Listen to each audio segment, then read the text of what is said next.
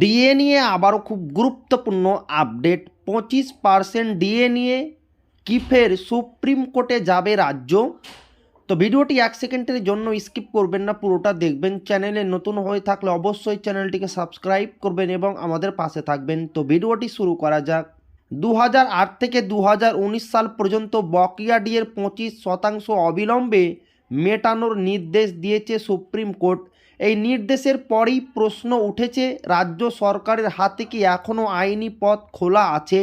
এই বিষয়ে সুপ্রিম কোর্টের প্রাক্তন বিচারপতি অশোক গঙ্গোপাধ্যায় জানান, রাজ্য সরকার চাইলে রিভিউ পিটিশন দাখিল করতে পারে। রিভিউ খারিজ হলে কিউরেটিভ পিটিশনের সুযোগও রয়েছে।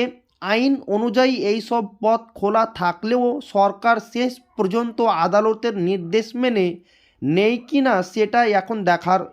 তো এই ছিল ডিএনএ খুব গুরুত্বপূর্ণ আপডেট যা আপনাদের মাঝে শেয়ার করলাম। তো ভিডিওটি ভালো লাগলে অবশ্যই আপনার বন্ধুদের শেয়ার করবেন। তো আবারও দেখা হবে ডিএ রিলেটেড খুব গুরুত্বপূর্ণ ভিডিওতে।